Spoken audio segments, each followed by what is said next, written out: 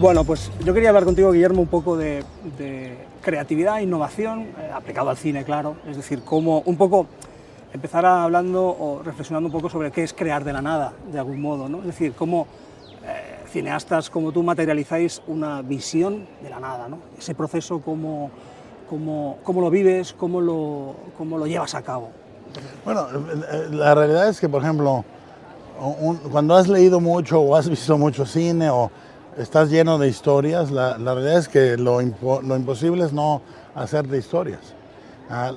Por ejemplo, la mayoría de la gente que cuenta historias es muy paranoica, ¿no? Si tu hijo o tu hija viene una hora tarde, te haces una historia, ¿cierto? Uh-huh. Para mí no hay mucha diferencia, es una mezcla de eso y la capacidad de decir de niño, y entonces, ¿no?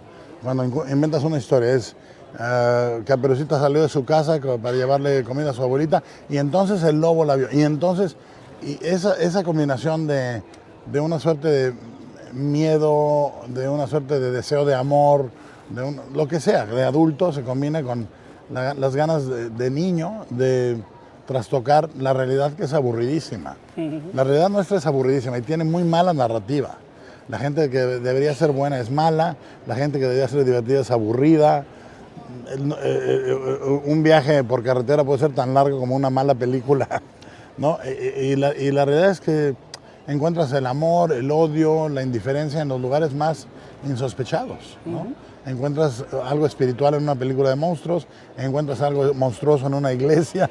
Es decir, hay que saber ver, y si sabes ver, sabes contar. Es como, para hablar, hay que saber escuchar también. Uh-huh. Has documentado tu inspiración, tu proceso creativo muchas veces en exposiciones, por ejemplo, en la exposición sí. Ojalá podamos ver algún día, lo has documentado ampliamente, pero ¿cómo es tu proceso? Es decir, ¿de dónde sacas, no la inspiración de las historias, que ya me lo has contado, sino para vestir ese mundo, ¿no? Eres un grandísimo creador de imágenes, un visionario, me atrevería a decir. ¿De dónde viene todo eso y cómo haces la investigación, sobre todo? Bueno, para mí el apetito de imágenes tiene que ser enorme y llevado por una curiosidad y de una amplitud, de un rango muy amplio. Es decir, si tú solo consumes imágenes de la cultura popular, digamos, de la época que sea, 30, 40, 20, y ahí te quedas, es un rango muy estrecho. Pero si consumes imágenes que vienen de la arquitectura, de la fotografía, de la pintura clásica, del impresionismo, del expresionismo, del fauvismo, de lo que tú quieras, pero tu rango aumenta, ¿no? Y te guías por museografía, por exposiciones, y consumes eso como si consumieras un vocabulario. Decía Mark Twain que entre la palabra adecuada y la palabra perfecta hay la diferencia entre la luciérnaga y el relámpago, ¿sí? Y eso mismo es la adjetivización de la imagen. Cuando adjetivas la imagen, si tu rango de vocabulario es muy estrecho, entonces el adjetivo que vas a usar audiovisualmente puede ser muy pequeño. Entonces, la preparación tiene que ser una preparación que nunca para. Es decir, tú estás en un ¿cómo se dice en España? ¿Un semáforo? Sí, un semáforo. Un semáforo esperando a que cambie el color y estás viendo a la gente y tienes que estar inventando historias. ¿A dónde va? ¿De dónde viene? ¿Qué está pasando? Curiosidad. Estás en una peluquería esperando y lees una revista, tienes que estar buscando imágenes, noticias, momentos. Somos un poco como urracas que vamos por el mundo robando imágenes y las llevamos a un nido y las acomodamos de cierta forma. Y eso es todo. Por eso el diario que yo llevo de imágenes y de ideas me sirve como un catálogo que hay que ir a referir para recuperar imágenes que a lo mejor vi hace 20 años y que se me hubieran olvidado si no las consigno en una paginilla.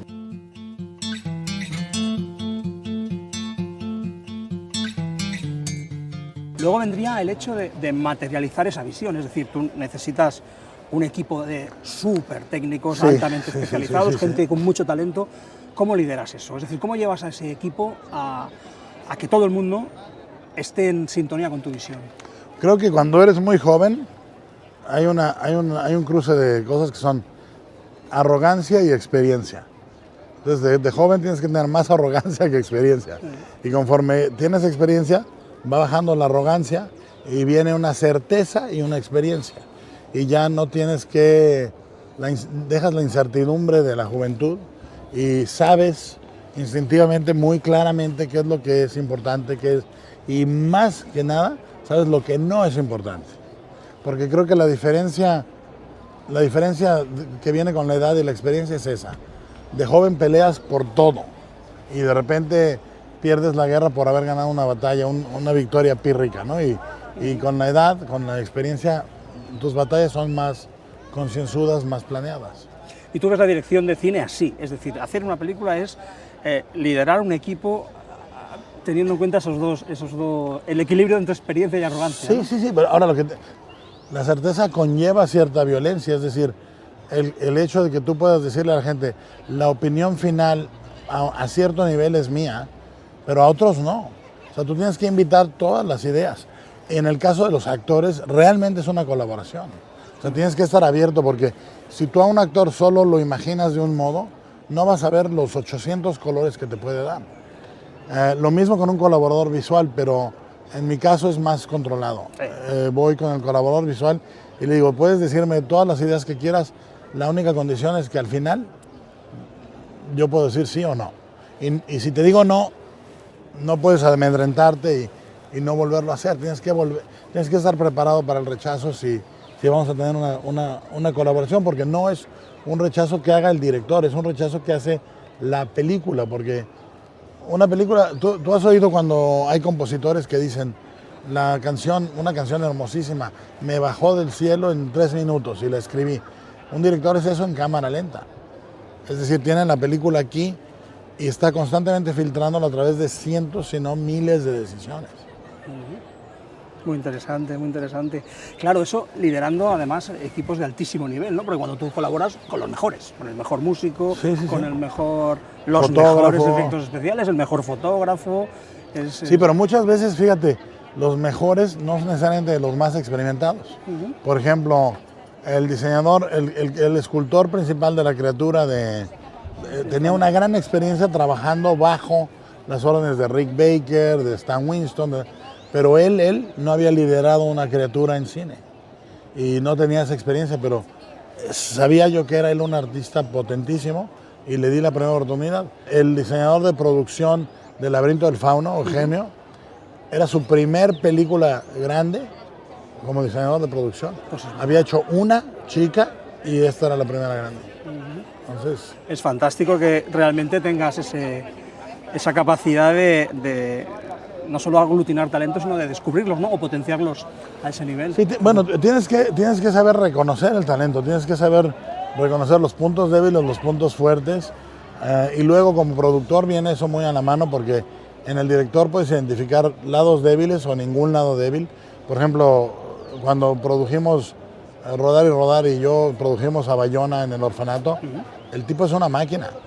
A Bayona lo tiras en un despoblado y a los 10 días tiene montado un estudio de cine. Entonces, ahí eso hay que reconocerlo. Se le dan unas ideas, creo que le di 5 ideas y se quedó 3. Rechazó 2. O tienes a alguien como Andy Muschietti, que tiene un gran talento, y luego ves laditos pequeñitos en que lo puedes ayudar, y luego el tío en la segunda película hace la película más exitosa en la historia del género, de terror, y ahí está, ¿no?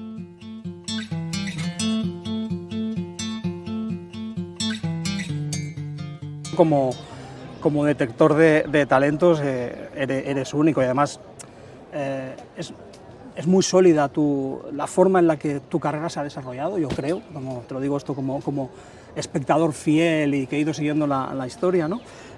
Cómo cada vez las películas son más grandes, un poquito más complejas, ¿no? O sea, cómo cada vez vas consolidando cosas muy... Yo creo que, te digo, he cometido un par de errores que me han costado años y los veo con mucha tranquilidad, porque creo que una carrera sin errores no es una carrera. Una carrera es un accidente en cámara lenta, que me sucede a mí en 25 años y desde afuera se ve un poco más rápido. Y se pregunta uno, ¿por qué pasó eso? Pero cuando lo estás viviendo es una mezcla de accidente, voluntad, oportunidad y suerte, ¿no? Son un montón de cosas que se cruzan para crear esta encrucijada. Además de cine, has trabajado llevas ya muchos años trabajando en distintos medios, ¿no? Si te parece, podemos hablar un poco de qué potencialidades ves en esos medios, por qué decides que una historia nace para una novela, una historia nace para un videojuego, una historia nace para una serie de animación, ¿por qué? Bueno, mira, yo hace 10 años, saliendo del laberinto dije, tengo que aprender a diseñar un videojuego, tengo que hacer una novela, tengo que desarrollar películas de animación y tengo que hacer una serie de televisión, ¿no? Y entonces tenemos la primera, los videojuegos, que fue dificilísimo, no culminaron en un juego, culminaron en 2 años de desarrollo. Aprendí a contar historias de manera diferente y del videojuego aprendes para el cine y del cine aprendes para el videojuego y del videojuego aprendes para la novela y de la novela aprendes para la serie de tele y te da una fluidez de solución narrativa que es impresionante y lo hice de verdad. Es decir, me metí a desarrollar la historia del videojuego, el diseño del videojuego a tope. Y luego con Kojima resultó en una colaboración que Kojima creó este hermosísimo PT, ¿no? Playable Teaser para Silent Hills, que es en mi estimación un gran minijuego, ya un hito histórico para mí en ese mundo, y aprendimos un montón, aprendí mucho simplemente de escuchar a Kojima, ya olvídate de lo que yo dije o no. Y luego la serie de tele de The Strain no la aprueba Fox y entonces la hago novelas y las novelas tienen un éxito grande y ya se hace serie de tele y se van por caminos diferentes, pero era para aprender narrativa. Entonces ahorita te puedo decir, ya he aprendido a esto, he aprendido del otro y me va a ayudar. Bueno, sin esa experiencia no puedo hacer La forma del agua, sin esa experiencia no puedo hacer Pacific Rim o La cumbre escarlata, lo que sea. Y lo que venga después, ¿no? Que va a haber buenas y va a haber malas. Bueno, precisamente ahora que hablabas de futuro, ¿no? A lo que tenga que venir, ¿cómo crees que va a ser el futuro? Desde 2 puntos de vista, ¿cómo va a evolucionar el cine y los medios, según tu opinión? ¿Y qué tipo de historias va a pedir el público en el futuro? La verdad es que no sabemos, porque no está en nuestras manos. La realidad es que mira, tú y yo somos unas antigüedades. La gente, por ejemplo, joven, menor de 12 años, no entiende de plataformas, nació con todas las plataformas. Es decir, tú a alguien menor de 12 años le explicas la importancia del cine y es muy difícil que se comunique eso. Si vive la importancia del cine, es maravilloso, pero tiene que vivirla. Y la narrativa a nivel lenguaje, me preocupa que a veces se homogeniza el lenguaje narrativo de televisión con el de cine. La televisión de arco largo es maravillosa, pero va orientada a la creación de arcos y personajes, más que a la creación de imágenes memorables y, digamos, yo te puedo decir de una sola película de Kubrick, te puedo hablar de 40 imágenes potentísimas, inolvidables. Y de una serie de tele maravillosa, te puedo hablar de momentos maravillosos, muy rara vez de imágenes maravillosas. Entonces, la impronta de estos medios, entre unos con los otros, la mezcla, es difícil de calcular. La fascinación por los públicos están cambiando y por saber qué tipo de historias van a pedir, ¿no? Era un poco la idea. Te digo, el público va a cambiar.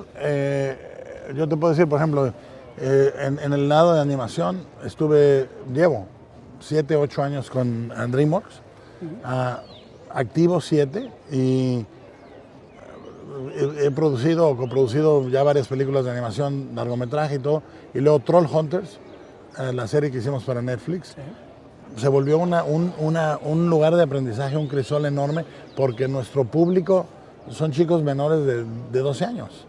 Y es la serie más exitosa en la historia de Netflix de animación. Y es una historia que se narra en secreto entre niños menores de 12 años. Se hablan de ella y todo ese rollo. Y ahora la demanda de Netflix hacia nosotros es una enorme cantidad de episodios que solucionamos desde el principio porque dijimos, esta serie va a encontrar su público. Entonces, pero podría haber estado equivocado. Pero entonces, ¿a dónde ver el público? Es un billar, no es como jugar billar entre público y lo que creas. Hay películas que yo pensé van a conectar con el público y no conectan. Hay películas que no creo que vayan a conectar y conectan. Entonces, bueno, en cualquier caso es muy interesante que mantengas esta idea de ese público de 12 años o menor de 12 años y un público adulto como el de La forma del agua, ¿no? Sí, Que es claramente una historia para adultos. Para adultos, para personas que pueden identificarse con eso, ¿no? Que difícilmente un joven se va a identificar con una historia. Pero mira, por ejemplo, para mí, cuando la gente dice, me gustan mucho sus películas más personales, les digo, pues, para mí Pacific Rim es profundamente personal. Sí, sí. ¿No? Pero siempre lo había sostenido, que incluso Mimic en su día, ¿no? Sí, que tú dijiste, no, en su momento. Hubo cosas mías ahí también, sí. ¿no? Bueno, y aún al día de hoy la película de Mimic es visualmente exactamente lo que yo quería hacer. Exacto.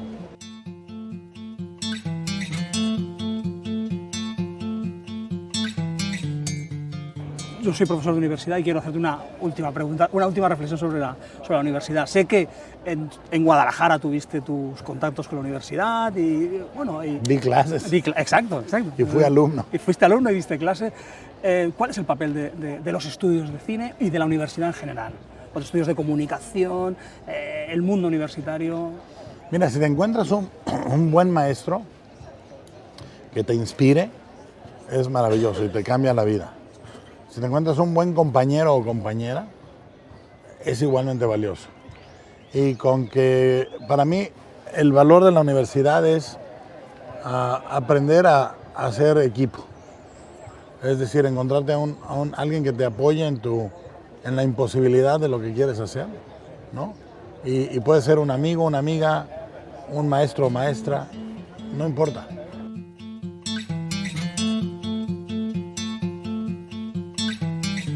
En cuanto a enseñar, en cuanto a la docencia, que lo sigo haciendo cada año en Toronto, enseño una clase magisterial de 4 días.